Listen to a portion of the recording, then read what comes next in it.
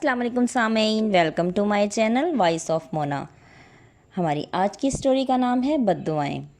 सजीना कराची की रिहायशी थी। वो पढ़ी लिखी थी। उसका बाप नारियल का ठेला लगाता था, माँ सिलाई करती थी। वो 4 बहन भाई थे। सजीना सबसे बड़ी थी। सजीना ख्वाबों में रहती। उसे अमीर होने का बहुत शौक़ था। वो सोचती किसी अमीर इंसान से मेरी शादी होगी तो मैं अमीर हो जाऊंगी। दिन रात बड़े बड़े ख्वाब देखती, मगर ख्वाब तो ख्वाब ही होते हैं, वो हकीकत नहीं होते। उनको हकीकत बनाने के लिए मेहनत की ज़रूरत होती है। सजीना कामचोर भी थी और बहुत ज़्यादा आराम पसंद। सारा दिन सजती संवरती और सोती रहती। माँ सारा दिन मेहनत करती, बाप भी मेहनती था। सजीना को माँ बहुत समझाती कि मेरे से सिलाई सीख ले, किसी दिन काम आएगी। वो एक कान से सुनती और दूसरे से निकाल देती।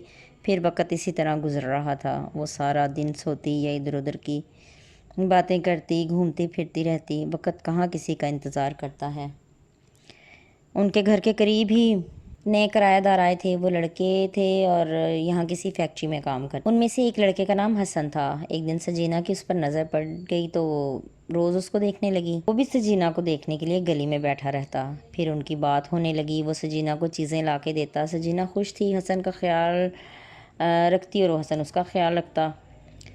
वो घर से सालन हसन को पहुंचाती, रोटी पहुंचाती और हसन उसके लिए छोटे छोटे गिफ्ट लेके आता। हसन लाहौर के करीबी किसी इलाके में रहता था। सजीना ने माँ से कहा कि उसे हसन से शादी करनी है। माँ ने साफ इनकार कर दिया कि वो लाहौर का रहने वाला है, हम तुम्हारी शक्ल भी नहीं देख सकेंगे। मगर सजीना पर इश्क का भूत सवार था, वो कहाँ मानने वाली थी। फिर उसने हसन को बताया कि मेरी माँ नहीं मान रही। उसने बोला चलो कोर्ट मैरिज कर लेते हैं। फिर एक दिन उन्होंने कोर्ट मैरिज कर ली। हसन सजीना को लेकर लाहौर आ गया। सजीना की माँ का रो रो कर बुरा हाल था। वो सजीना को बद्दुआएं दे रही थी। फिर सजीना ने 1 साल कोई राब्ता नहीं किया। सजीना के वालिदैन गरीब थे, उन्होंने भी खामोशी इख्तियार कर ली और उसे भुला दिया। माँ तो माँ थी, वो रोती रहती। इधर हसन यहाँ आकर वालिदैन को मनाने लगा, लेकिन उन्होंने भी साफ इनकार कर दिया और उसे घर से निकाल दिया।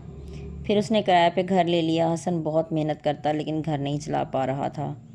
उनकी आपस में भी लड़ाई होने लगी। सजीना को कोई काम आता नहीं था। अब उसे पछतावा हो रहा था कि उसने सिलाई सीख ली होती तो आज शायद वही उसके काम आ जाती।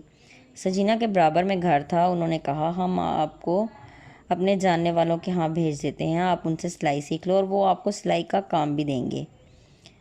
फिर वो सिलाई सीखने लगी और साथ काम भी करने लगी। सजीना जाने लगी जब तो हसन को जाने से भी तकलीफ़ होती। उसने हसन के लिए घर और माँ बाप को छोड़ा था। हसन बेबस था। वो सोचता उसके माँ बाप बद्दुआएं देते होंगे। वो सजीना से कहता कि मुझे माफ़ कर दो। सजीना कहती इसमें तुम्हारा कोई कसूर नहीं है, जो किस्मत में लिखा था उसे कौन टाल सकता है। अब हमें मिलकर अपना घर और अपनी ज़िंदगी को चलाना है। 1 साल में सजीना ने सिलाई सीख ली और काम करने लगी। अब उनके हालात बेहतर थे। फिर सजीना ने माँ को 2 साल के बाद फ़ोन किया और माँ से बात की।